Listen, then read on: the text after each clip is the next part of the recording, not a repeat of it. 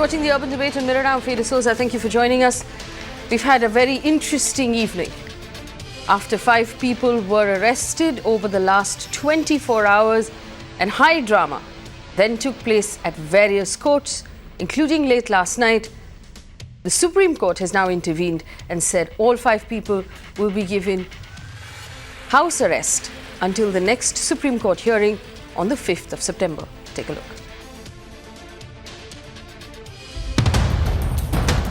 India's biggest criminal conspiracy began to unfold with nationwide raids on Tuesday. Maharashtra police conducted simultaneous raids across 7 cities and 5 prominent citizens were arrested. Lawyer activist Sudha Bharadwaj, activist Arun Pereira, Vernon Gonsalves, activist Gautam Naulakha, and poet and activist Varavara Rao. A day later, as the arrests turned into a massive controversy, the case was at the doorstep of 3 different courts. The top court has now put the 5 accused under house arrest till September 5th. The defining moment of today has been the observation of no less than Honorable Justice D.Y. Chandrachud when he went on to say as to how dissent is the safety valve of democracy, and just because somebody is disagreeing or having a disparate opinion from your opinion, it does not tantamount to really punishment or silencing. The court issued notice to the governments, to the state government of Maharashtra, to the central government to respond to this petition. They have listed the petition next Thursday, and meanwhile they have said that those persons who have been arrested should not be taken into custody, should be, if at most they can be placed under house arrest. The Maharashtra police claims that the accused have links with banned Maoist groups and were plotting against India's highest political office. When the court received the orders formally at that time, Honorable Judge spoke to all the 3 accused. Specifically, he addressed them and said that as per the Supreme Court orders, all of you will be kept under house arrest in your respective houses. Thorough investigation was conducted that led to highly incriminating evidence like emails, letters, minutes, resolutions of the meetings and other elaborate communication between members of banned CPI Maoist party and the arrested accused. This is the FIR which says that Mr. Bhide and his colleagues and his cohorts were involved in generating violence, generating communal speech, generating caste speech. As investigations continue, Mirror Now asks, is there more than what meets the eye? Did the Pune police act in haste? The debate begins now. In the press conference that the Pune police held, they pointed out some fairly serious accusations, including a plot on the life of a very, very senior office bearer in India, perhaps pointing to the Prime Minister. They also talked about funding of organizations that were banned, funding of weapons, and links to Kashmir and organizations that are banned in Kashmir. If this case was in fact that serious, why was the Pune police's presentation to the Supreme Court inadequate? Has the government acted in haste? These are the questions we're asking this evening. Joining me on the show, Prashant Bhushan, senior advocate with the Supreme Court, who appeared for those arrested this afternoon. Medha Patkar is a social activist. Arima Sundaram, senior advocate with the Supreme Court. Sudha Ramalingam, senior advocate and activist. Vaibhav Agarwal with the BJP. Geeta Luthra, senior advocate with the Supreme Court. And Vinay Tiwari, consulting editor with the Times Network. I welcome all of you to this conversation and I thank you for your time. Mr. Bhushan, I'm going to start with you. You were in court today and there was a lot being said about the observations that were made by Justice Chandrachud. He did say, and if I quote him correctly, that dissent is the pressure valve of democracy. What do you believe the court was hinting to in that statement? No, it's very clear that the court was clearly saying that you are arresting dissenters. You are trying to victimize dissenters, people who do not agree with the views of the government, who have been raising their voices against the government, and you treat them as terrorists in this manner? this is not acceptable in a democracy, and this will lead to the destruction of democracy if this kind of thing is allowed in any democratic society. Mr. Bhushan, in the Supreme Court order that came out today, at the end of the order, the court also puts out very clearly that, needless to say, an interim order is an interim order and all contentions are kept open. Would you be able to explain to our audience what the court means by that?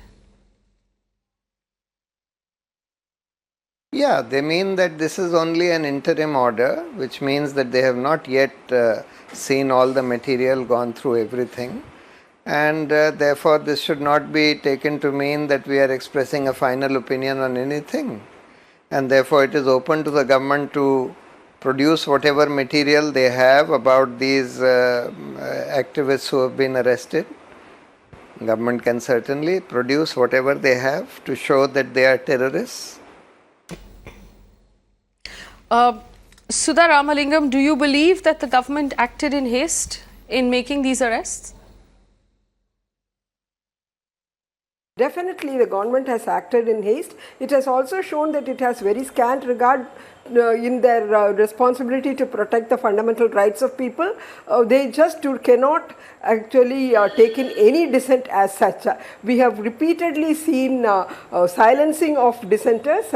We have been noticing this frame of mind of the state repeatedly. They do not seem to be in a mood to ever entertain and protect right to freedom of speech and expression and right to freedom of peaceful assembly. This is what is being done by this government ever since they came to power.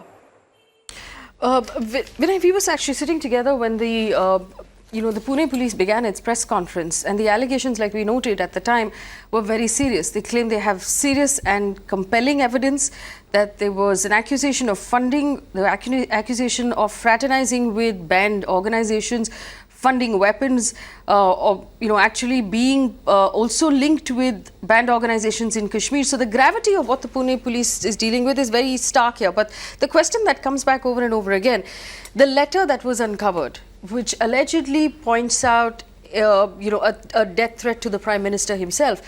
If this was really such a serious case, why wasn't the NIA involved?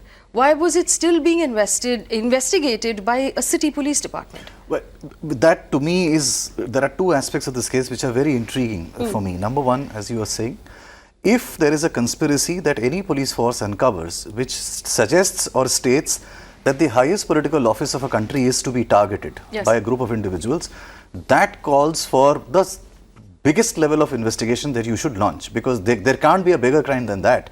If there is somebody who's actually targeting the highest political office, you not only have to uncover it, you have to do a damn good job of uncovering it, procedurally, legally, evidence-wise, as well as in the way you are arguing the case. Maybe have a special prosecutor do 100 things so that you can present your case and ensure that justice is done. I am very intrigued that in a case where the Pune police believes that this is the level of conspiracy, the case is still being investigated by the local police. It doesn't involve the NIA nor any other intelligence agencies, because this requires a larger investigation. Secondly, by the simple fact that the Supreme Court has stayed the effect of the arrest, they've reduced it to a house arrest and they've given interim relief, it suggests that procedurally they weren't up to mark. Yes. And in a case so sensitive as this, if you are not procedurally up to the mark, what message does it send? It sends a very sloppy message, frankly. So even if it is just a procedural problem, even if it's not about evidence, it is still something which is unbelievable. Even the fact that you didn't put together a special cell or a special investigating team or the state CID even. It is still the Pune City Police that's investigating something this grave. This is a case which requires investigation and monitoring at the highest possible level, simply because of the nature of the allegation. It's no longer just a simple case of crime. It's a case where you are saying that the accused are involved in carrying out a conspiracy of targeting the highest political office in a democracy. That is way too serious a charge to be left to a local police operation, frankly. Also, it is unbelievable that they have carried out such procedural lapses that none of the courts, and the High Court as well as the Supreme Court in Delhi, found any merit in what they were saying, even at the case of the remand application. Yes. Even the remand application itself was not proper in terms of procedure. Arima Sundaram and Geeta Luthra are with us right now. Mr. Sundaram, my question to you first. Do you believe that the police should have done a better job? Do you believe the NIA should have been involved in this investigation, given the level of the allegations that are being made? still we have city police looking into it. Well, the fact of the matter is, it all depends on what the motivation of the arrest was. Let's not forget one thing, that dissent, even if it extends to voicing the support of what is an unlawful organization, if you're just voicing the support to it, is perfectly permissible in a democracy. For example, you could say that I believe in what the LTT is doing in Sri Lanka. That does not mean that you're a part of a conspiracy to murder Rajiv Gandhi. However, if you become part of a conspiracy to commit a crime, you've committed an offense. I think somewhere along the way in this country, we seem to forget that fundamental to our constitution, the basic structure is democracy. Fundamental to democracy is freedom of speech. And I think we all seem to forget what is freedom of speech. Freedom of speech is not giving someone the freedom to say what you want to hear and what you like to hear. Freedom is allowing somebody to say what you hate to hear. Now, I personally am certainly not a person who would ever think twice about condemning the Maoists myself. But if somebody else feels that they are a praiseworthy organization, well, that's their opinion. I don't agree with it, but neither can I suppress it. Now, what has happened in this case, unfortunately, is this, that till today, what has been produced is an inference that since they are supporters of Maoists, ergo, they are part of Maoist conspiracies, if there were any. Now, that is where it's all gone wrong. You may be a person who says, yes, I believe in the cause of the Maoists. That doesn't make you a criminal. But if, on the other hand, you've actually been part of a conspiracy to commit a criminal act, then you can be considered a criminal. Now, what has happened here, as on date, I mean, there might be more to it. And if, in fact, the charges are borne out, they are very serious charges for which these people have to face the law. But as it turns out, the inference to show from evidence that they are actually part of a conspiracy doesn't appear to have been made out as yet before any court. And that's where I think the Supreme Court has taken a very balanced approach by saying, look here, as on date, we see no reason why these people should go into either judicial or police custody. However, at the same time, we're not quashing the arrest. Since you say you have a lot of evidence, let's see the evidence. And if there is evidence which ties them into criminality, and it's not an inference that merely because they're dissenters, merely because they have an opinion or a view or they support a certain organization, and it's not merely because of that that you're arresting them. Show us that on September 6th or whenever it's posted. But till then, you will not take them into judicial custody or police custody. But we're not yet quashing the arrest in order to enable you to place this evidence, since you claim it's such a serious offense. And I think that's a very balanced approach. And what I'm really wondering is, why is it that in so many courts, the Delhi, the Punjab court, the police have not yet been able to give this very strong evidence which they said they had? They claim to have, because if they had shown that evidence, I'm sure the courts may not have passed the orders they did. Absolutely. And incidentally, even after the Supreme Court passed its order today, the Pune police continued to have a press conference where they reiterated that they had this sort of conclusive evidence in their possession. Geeta Luthra, given the gravity of the case, did you expect the Pune police or the Maharashtra state government to perhaps present a more watertight case to the Supreme Court? Because it doesn't seem like the case was very convincing. So, history is replete in India of one political dispensation or the other making cases of inciting enmity, making cases of sedition, making cases of unlawful activities, all for wrong-minded reasons, because the people who are in power sometimes think that they are pleasing the bosses. Is another thing that the bosses won't be very pleased and won't like a case to fall flat on its face.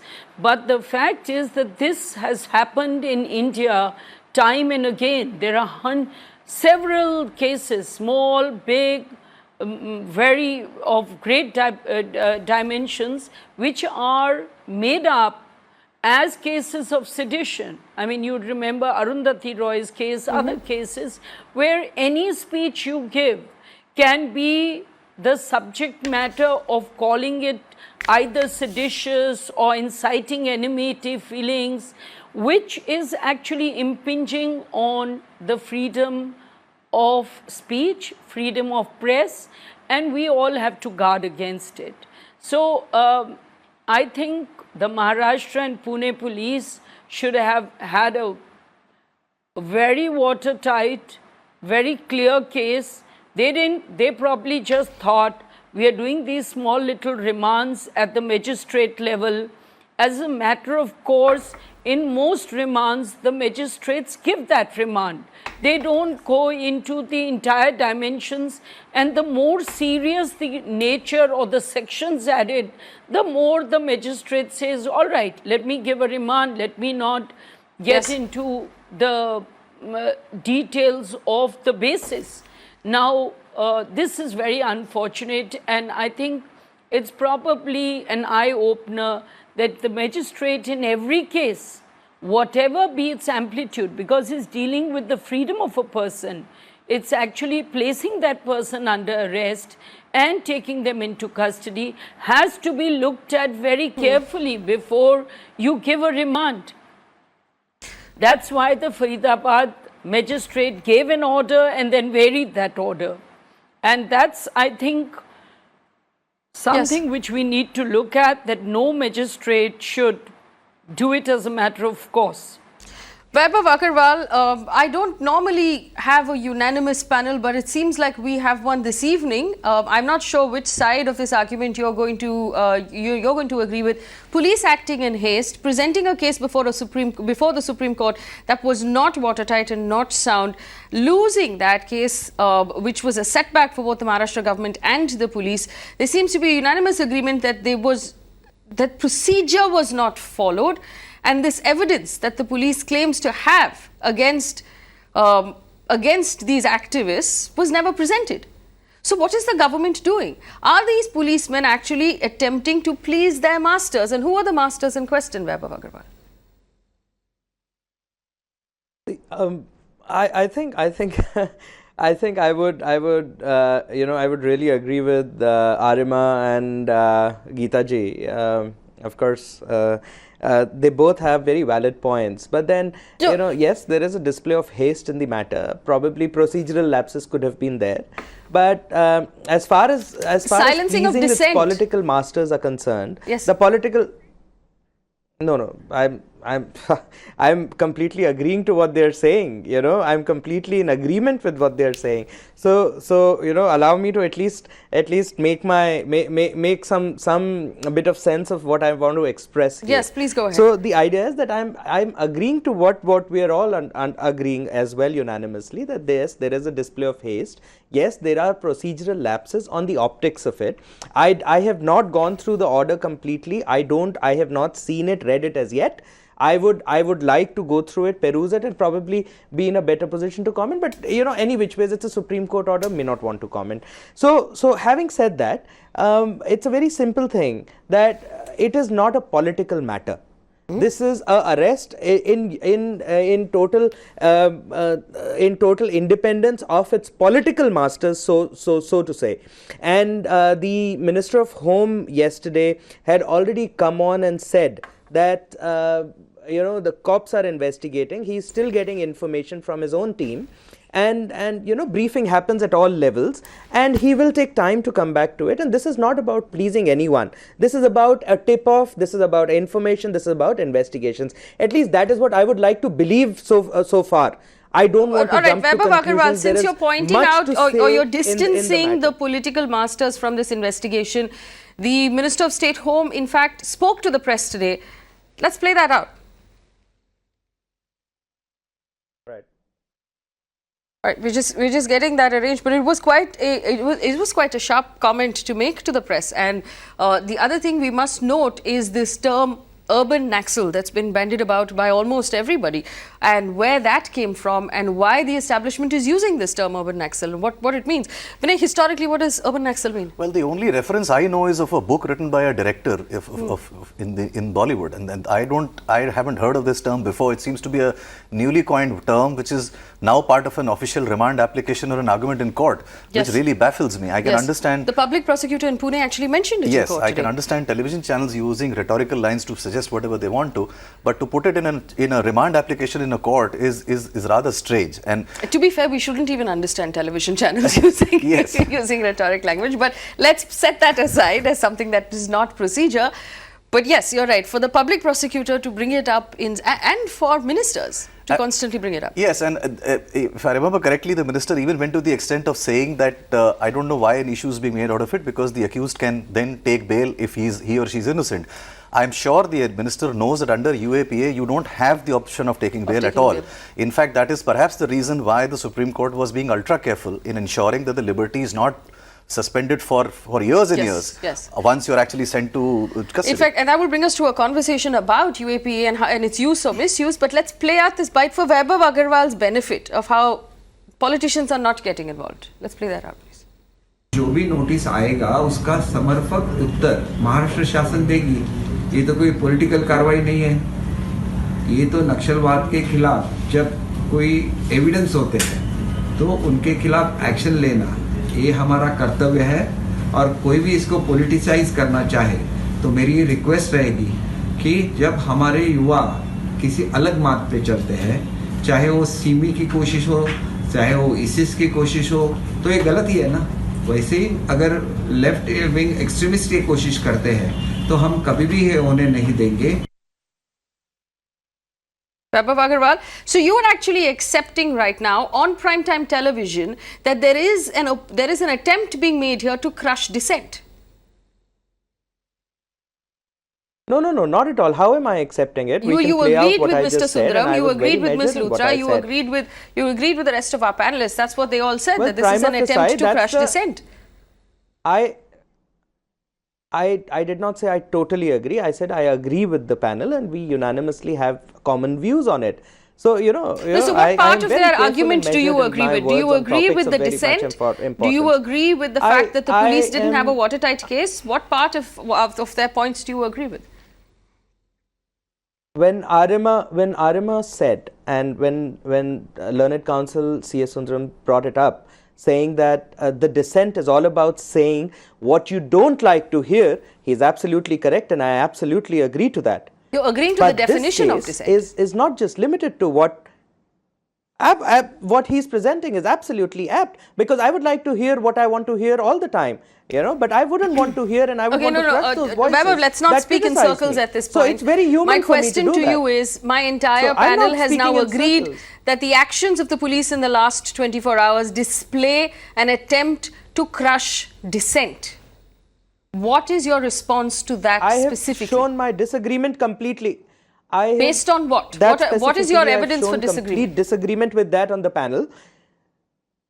I'm not supposed to have any evidence. I'm a public representative and I'm a citizen of the country, a private citizen. I'm not supposed to be privy to the investigations of this nature, and it is only the police that is supposed to bring up the evidence of this nature. But what is being presented and what is being said, in 2 points that I would agree, while there is, I would show complete faith in my investigating authorities. So if they've come up and said something and presented a viewpoint, then let's take it and wait for us. Let's not jump in. And secondly, I would totally agree to the word and term urban naxals that you just asked Dinesh as well, and he showed his not understanding the word. I completely agree to it. Naxals from the very dictionary meaning is a person with mischief, and urban naxals is today the intellectuals who use technology and so on and so forth, who want to call themselves liberals. So as a person, I think I totally agree in using urban naxals as a word, quote unquote, and total sarcasm there. So even if the public prosecutor uses it, I think it's okay. It's a part of his presentation.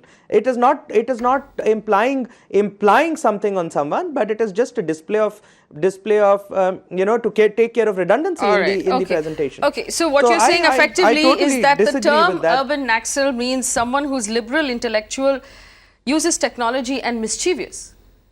I don't see the need for a nationwide raid looking for mischievous people who use technology. Vaibhav, to be fair, if these are the arguments you are going to give me, I'm going to go back to the rest of my panel right now.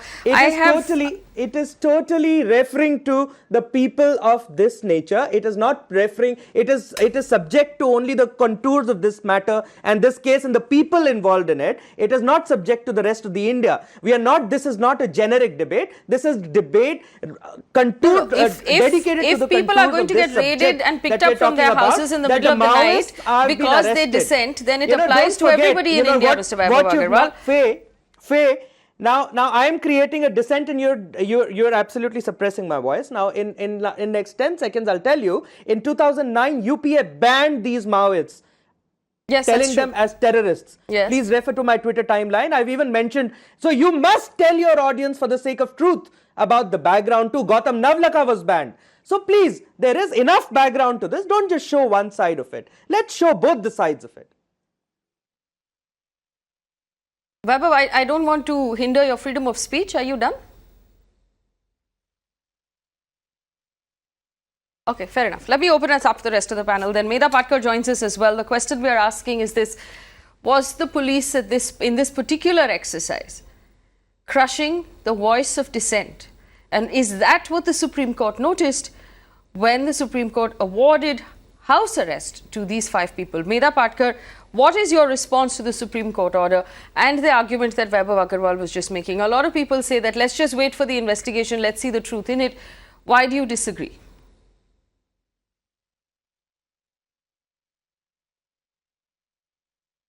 I think the Supreme Court has just made the first intervention, because when the police administration and that too the anti-terrorist squad had taken a position and already gone ahead with their actions, the Supreme Court, the apex court of India, cannot take the final decision immediately. But I think what they have done is right. I mean, they have at least brought it down to the house arrest and not permitted the police administration to behave brutally and send them behind bars. Because all the activists who are arrested obviously are the activists who are fighting for the rights of the disadvantaged, deprived sections in the country. And all of us who are fighting for equity and justice many a times are absolutely misunderstood by the common people. But when the large number of common people are with us, the state really spreads a fear psychosis so that the people would not join us. They don't succeed every time, but they try and create an impression that we are like Rakshas. And we are really, because we are challenging the system per se, not just some individual action, decision or a project. Then they create an atmosphere with these kinds of terminology like urban Nakshals. It is therefore necessary that they must be somewhere trapped and asked to really cornering them, asked to provide evidence, which is what I think the court is intervening for. Because without evidence to spread these kinds of rumors doesn't behove any government, and certainly not the police administration. Otherwise, this is like an emergency situation where the common people, including the activists, lawyers, professors, have no control on whatsoever on the situation that they would like to they would be facing the very next moment. I think the High Court also had intervened in the case of Gautam Navlakha, and the Supreme Court also had to take a position, otherwise it would not have happened so quickly and promptly in any other case. But there is certainly a gross mistake, violation of law, democracy, constitution, as it prima facie appears to be. Investigation no one is against, and the government always keeps on doing investigation in the case of all of us. But then what is the result, and where is the report, and where are the proof? Where are the proof? And for our viewers who just joined us, who are possibly wondering what this entire arrest was about, you remember on the 1st of January this year, there was violence in the Bhima-Koregaon region, and this started off or sparked off an investigation. On the 4th of January, the police registered cases saying speeches made led to that violence, and they particularly pointed out Milind Ekbote and Shambhaji Bide, the police said had actively participated in criminal conspiracy. Now, on the 6th of March, they added criminal conspiracy to their case. On the 17th of May, they introduced the Unlawful Activities Law, which is a UAPA law. In June, they arrested 4 people, and on the 28th of this month, raided various homes in various parts of the country and arrested 5 people. These are all this is the Pune police, and they have accused these individuals of being part of that Elgar Parishad meeting where speeches were made to incite violence, bringing in unlawful activity with violence, nexus with other unlawful organizations, targeting, and I quote, the highest political functionaries of the country, and they said they have strong and conclusive evidence. Now, the Supreme Court has stepped in and awarded house arrest to these 5 people. I'm opening up the panel right now to simply focus on one point. Does the Pune police have enough evidence? And if the police had enough evidence, shouldn't they have presented that evidence before the Supreme Court today? Prashant Bhushan, do you believe that the Pune police has the evidence that they claim to have?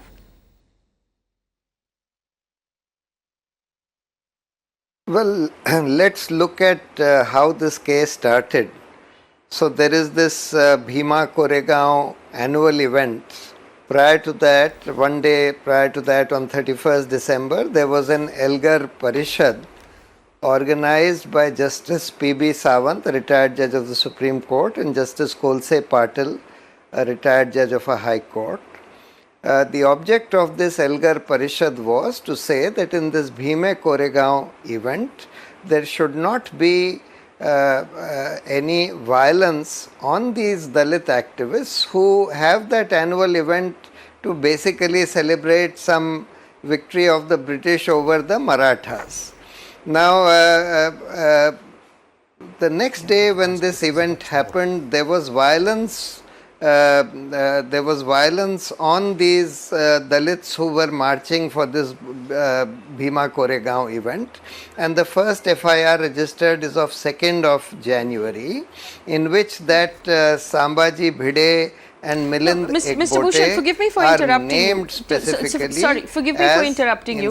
But the allegations that are being made by the Pune police go far beyond the Bhima Koregaon violence at this point. They're talking about assassinating the highest office. So, at this point, the level of the conspiracy that they're talking about is shocking. I'm coming to that. But none of the evidence seems to suggest an investigation of that caliber. Yes. Yes, absolutely. So now from January, they don't take the first FIR seriously against that Sambaji Bhide and Milind Ekbote.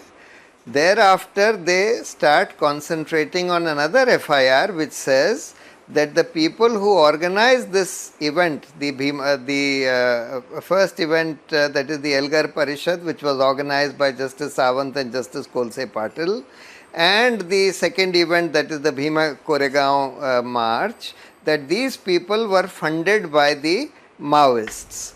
And on that basis, 6 months later in June, they arrest 5 people, which include this human rights lawyer Surendra Gadling, human rights activist Rona Wilson, and Professor Shoma Sen.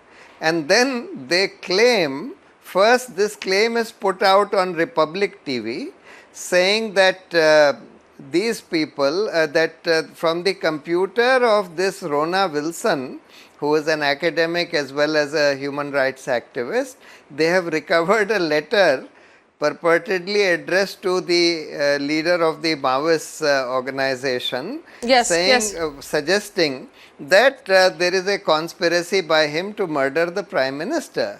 Now, this is a totally absurd letter which has clearly been planted, and the police did not even have the courage to put it on record before the magistrate, etc.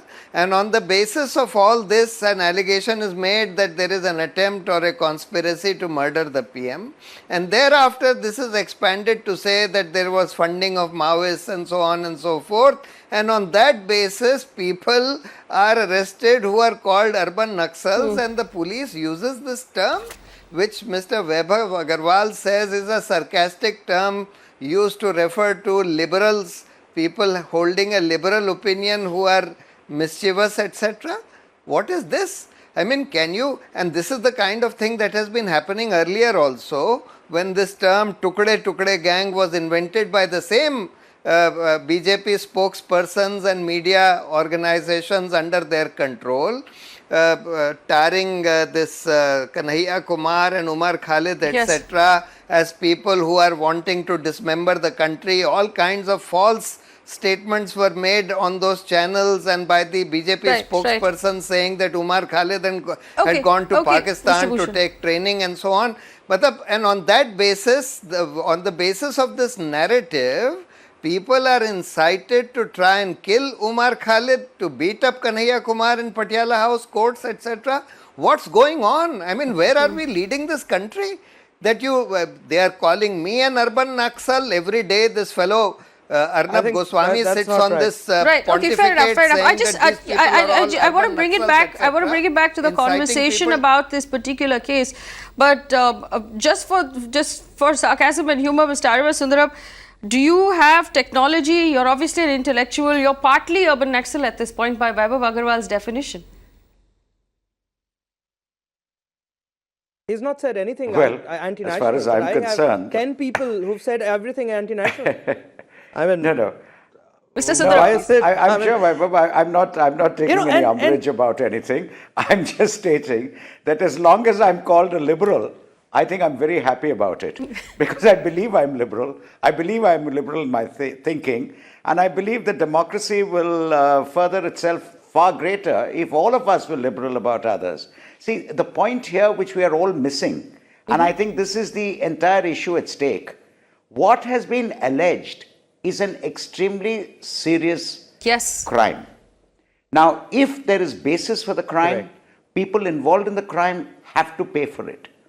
But equally, if it is such a serious crime that's being alleged, before you go forward to arrest a person, you should have enough evidence pointing to their participation in such a crime. I am only going by the negative here. If there was such evidence available, I'm giving the benefit of doubt, there was evidence available. Why was it not placed before the Delhi court? Why was it not placed before the Punjab court? And what is the use of going on saying we have strong evidence, we have strong evidence? This hyperbole and platitudes will not work. You come out to the evidence, especially when you're making a strong charge.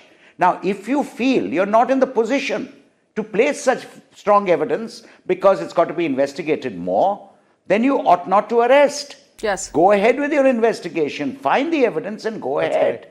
But I do not believe that you can merely arrive at an inference because somebody is a supporter of an organization. Like I said earlier, if tomorrow an organization that I detest, maybe somebody else loves, maybe it's an unlawful organization, maybe somebody turns around and says, oh, banning the Maoists is completely wrong. I believe the Maoists are the best thing for this country. You may think that he's absurd, you may think he's wrong, you may think that, look, you are totally misguided. But he has a right to say so. And if you don't allow him to view his own opinion, then that's the end of democracy. I always say, whatever you give me, please do not take away democracy in this country, whatever else we manage to shred from it. And in that context, Faye, I have to point out something which is worrying me greatly. I found that we've always considered the most cosmopolitan state in this country, Maharashtra, Bombay. Look, the beef banning happened there. The banning against people eating beef. This bar dancing being banned happens there. Now, these kind of things, these kind of intolerances, why is it happening in a place which is the most cosmopolitan place in India? If that be the case, I really wonder and worry about where we are going otherwise. And that's why I, for one, I said I have no umbrage against Vaibhav, because if he calls me a liberal, I'm proud to be one. And I'm very glad. Vinay, this is something we pointed out earlier. This is the second time in as many weeks, or maybe a few more weeks, we've brought up this biggest criminal conspiracy. So there are two massive investigations, or should be happening in the state of Maharashtra. One about the 20 bombs that were discovered, that we have now been told by the ATS, the anti-terror squad, were going to be used to target big events and cause massive rifts within society. This was the aim. Secondly, this particular investigation, which if we take what the Pune police is telling us seriously, was targeting the very foundation of democracy in this country. So somehow the Maharashtra police suddenly has a lot on its plate.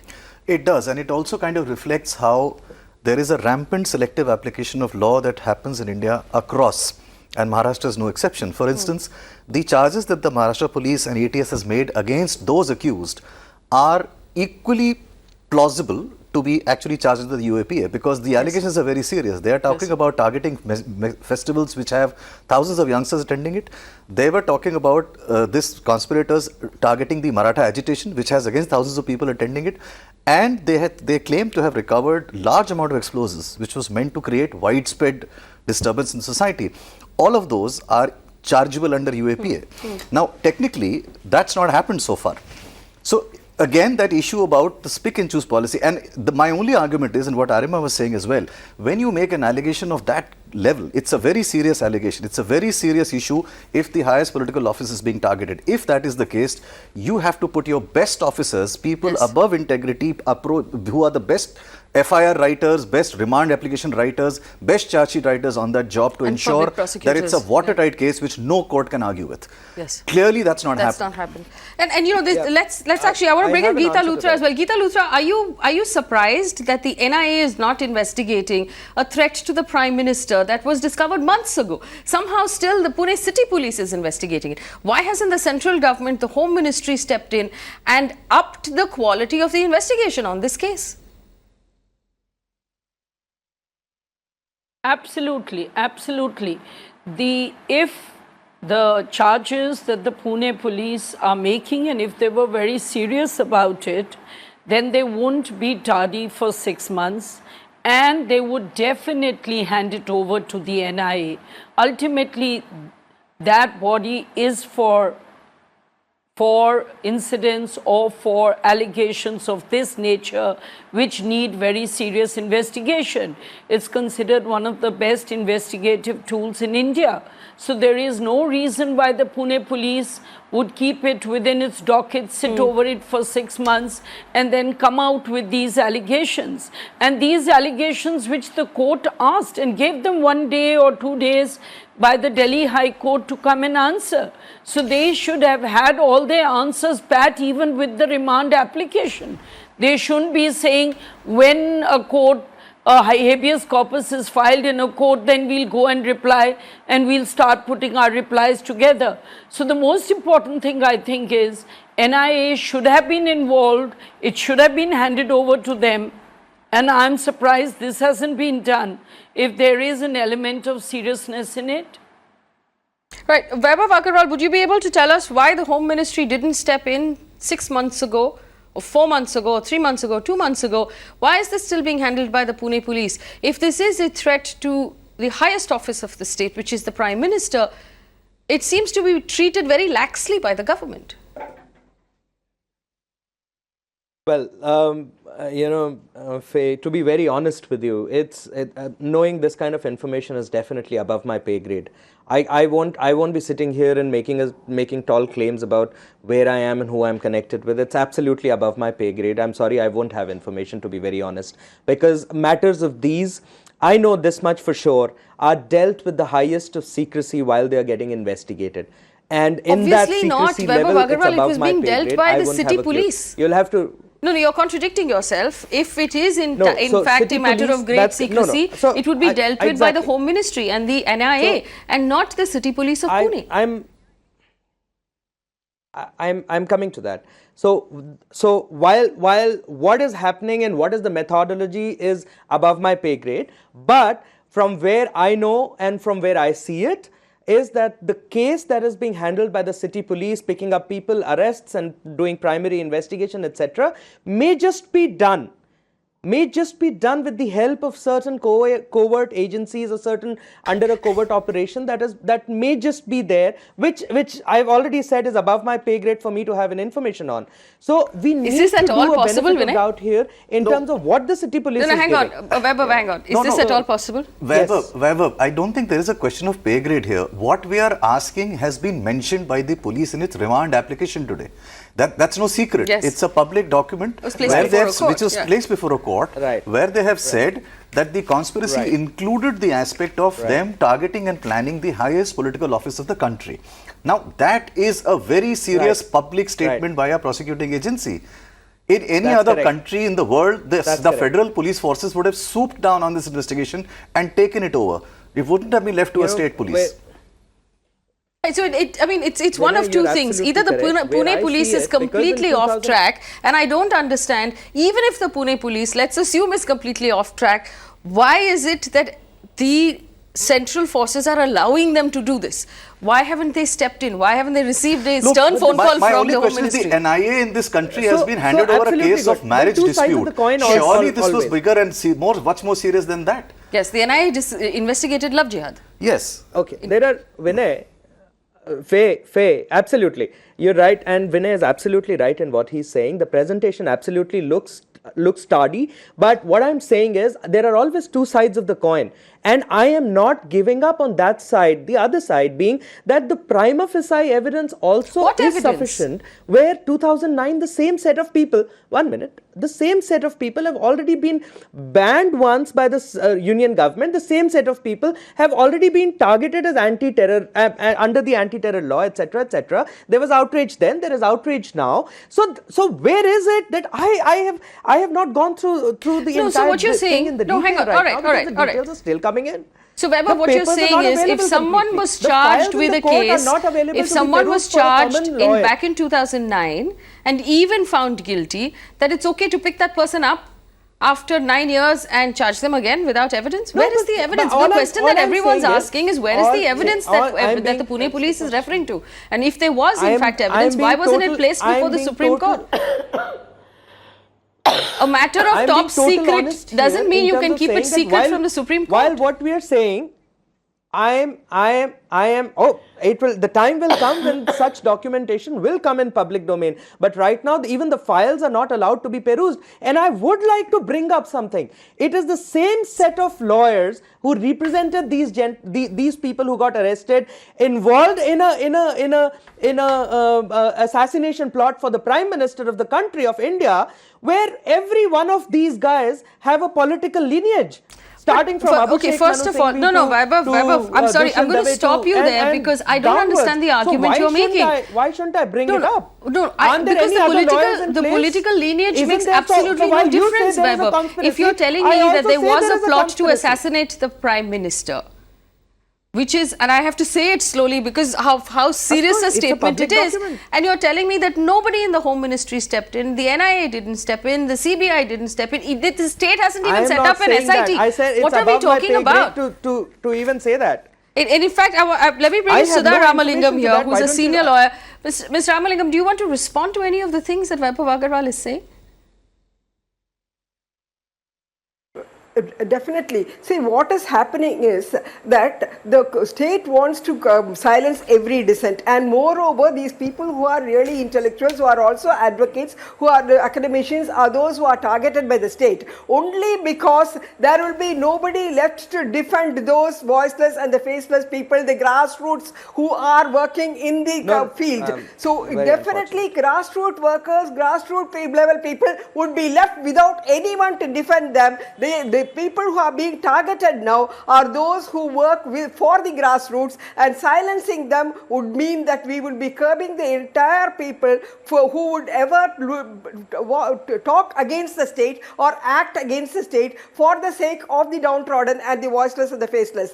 Having said that, I would like to add that they don't seem to have even a prima facie case. If they are going to go back and depend upon and state that these people are also targeted or they were also named by the Congress government. So is the BJP government or the present government only a continuation of the other Congress government? Whether it is Congress, whether it is BJP or whoever is the person who is the party which is the ruling party, they have no say in this matter. It is their duty and responsibility to ensure that freedom of expression, freedom of peaceful assembly are definitely, and the freedom to go about anywhere inside the country should be safeguarded first. And there was no necessity for arrest. These people they can file a charge sheet even without arresting. They can ensure that prosecution continues. They can ensure that they are being convicted for their offences and put them inside jail after conviction. What is the necessity for having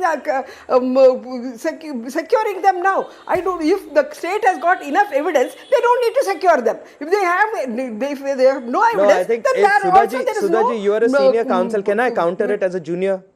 Yes.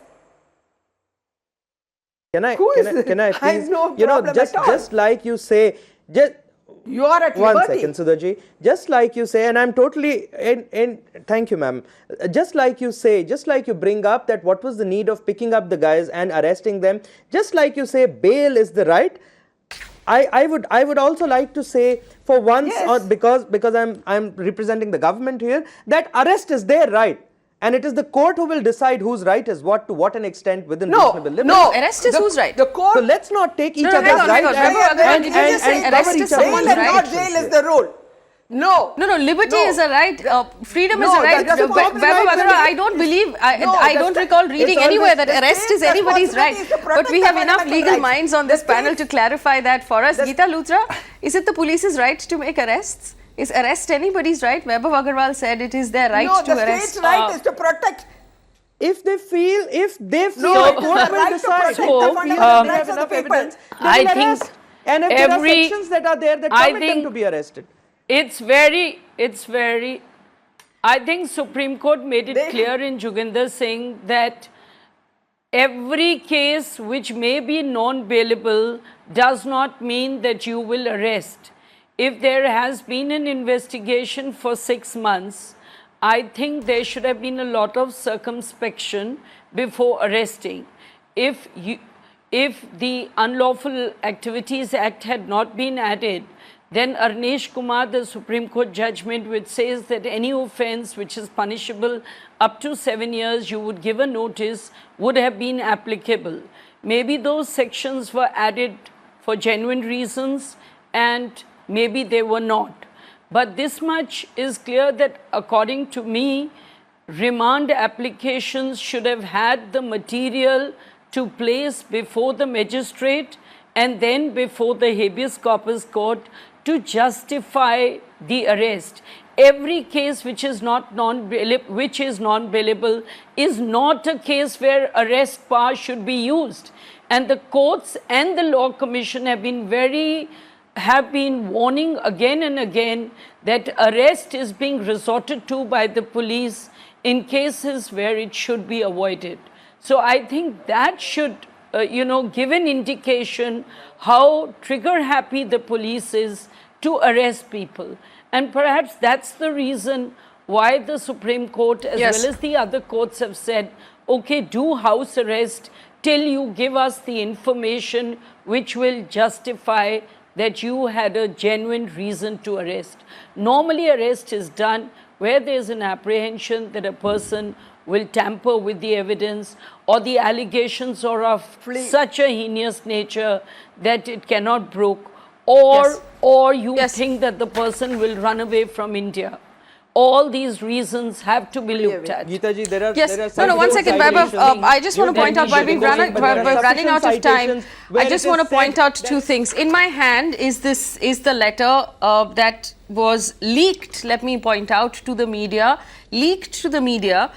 that apparently or allegedly points out to a plan to assassinate the Prime Minister. Now, this letter was not placed before any court. Why was it not placed before the court? Why is it good enough to give the media but not good enough to put before a court? And the question I want to ask my entire panel is a yes or no question, which is simply this. Is the UAPA, which is the Prevention of Unlawful Activities, is the UAPA Act being applied selectively to crush people who dissent with the government? Yes or no answer, because we're running out of time. Medha Patkar, you first. Is the UAP being applied selectively to crush those who dissent? Yes. Yes. Mr. Ramalingam? Yes. We see in the Mumbai slums. Emphatic. There are gundas. We see in the Mumbai slums where the gundas in nexus with the police who kidnap the adolescent girls and use violence in the open daytime robbery cases, and they are not arrested. They are rather protected. And these, Sudha Bharadwaj, Father Stan Sami, and so many of them have been taking the position in favor of the Dalits, Adivasis, their rights, and they are not challenging just one particular state, quote unquote, but they are challenging the whole system. And that doesn't need Maoism. Even Gandhism would challenge the present system, which is based on corporates, dadagiri, and which is looting the people of their rights. And that is what this state government cannot tolerate. The intolerance of the state is really very, very formidable. Because if it is one fundamentalist group that is doing it, the state would come in and stop them. All right. Geeta Luthra, same question to you. Do you believe, forgive me, Medha Patkar, we're running out of time. Geeta Luthra, same question with a yes or no answer. Do you believe that UAP is being selectively applied to crush dissent?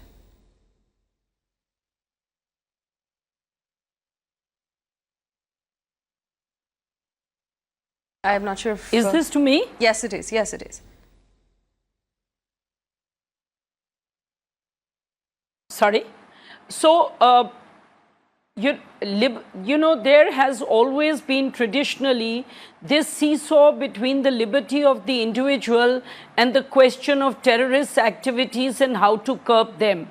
And therefore, the state has brought in TADA, removed it, brought in UAPA, and there is always a possibility of misuse. Wherever there is power, which power in fact is there in several countries, there is also the possibility of misuse. Arima Sundaram, are we crushing dissent?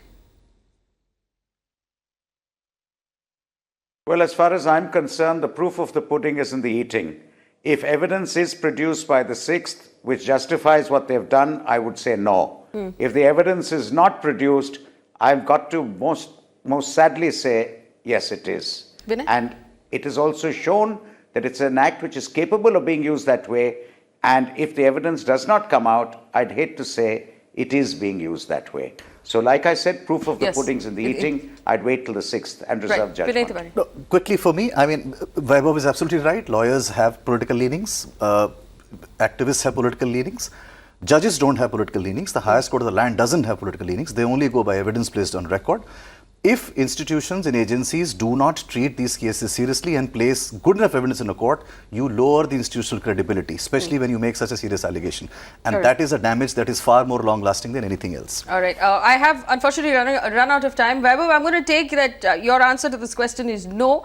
But I want you to also note the fact that the entire panel has said yes, although Geeta Luthra gave us a very, a fairly well-crafted answer. We have to wrap this up here, but it boils down to simply this, and this is a story that affects each and every one of us. It basically deals with our ability to disagree, to protest, or to defend those we believe are being served injustice. At the end of the day, there are some very stark legal questions that we have to ask, and those are these. If the Pune police was in fact investigating something so massive, shouldn't they have had a better case before they went around arresting people in the middle of the night? Secondly, if the Pune police was investigating something so massive and so grave, shouldn't they have had a better case before they went into all of these courts, and especially the Supreme Court of India? And if they had done so, they wouldn't have got the verdict that they had got. They would have got a better, favourable verdict. And thirdly, if the Pune police was in fact investigating something so grave, like the threat against democracy in our country and the threat against our Prime Minister, shouldn't bigger investigating agencies from the central government have taken over this investigation months ago? Why does the treatment of this case seem so lax? And why do the police seem all over the place for something so important? We'll know on the 5th of September when the evidence is placed before the Supreme Court. Thanks for watching.